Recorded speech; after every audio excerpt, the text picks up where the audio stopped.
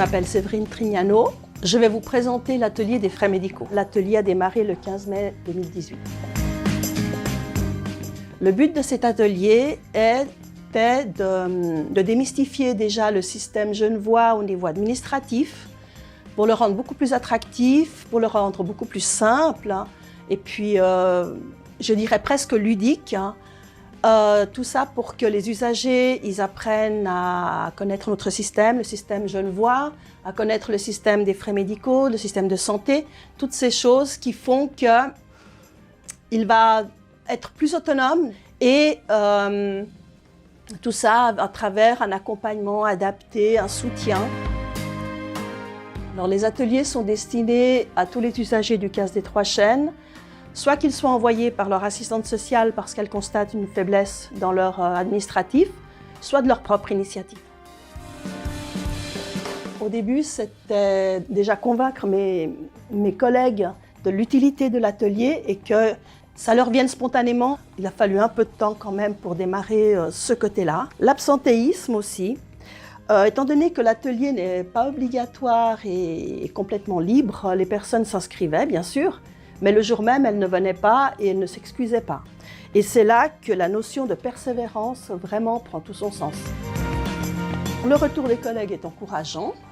On a fait un sondage en 2020 qui ont fait ressortir le fait qu'effectivement, il était devenu incontournable et puis que vraiment on avait besoin de ça. Donc aujourd'hui, mes collègues les inscrivent dès qu'une faiblesse est pressentie, ils les inscrivent, ils leur en parlent. Mes collègues GFA, exactement la même chose. Les retours des bénéficiaires sont très bons, ils se sentent en sécurité, ils apprécient cette opportunité qui leur est donnée et cette facilité lorsqu'ils ont un doute ou une question. Les gens viennent et les sessions sont pleines.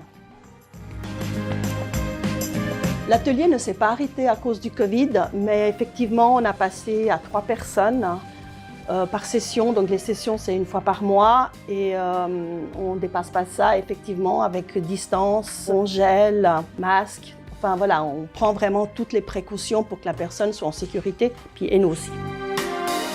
La commune de Tonnes s'est intéressée à notre atelier et nous avons mis en place depuis 2020 plus ou moins la même chose, mais à la commune de Tonnes pour les personnes qui ne sont pas à l'hospice ou qui en sortent parce qu'elles ont besoin d'un soutien.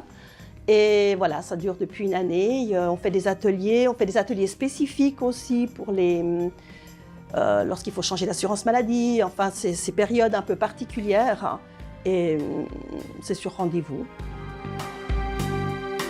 Depuis que j'anime cet atelier, je me suis rendu compte de 2 choses importantes. La première, c'est que l'usager vient plus facilement si l'atelier se trouve dans son CAS. La deuxième chose, c'est qu'il a vraiment besoin d'établir un rapport de confiance avec la personne qui anime l'atelier.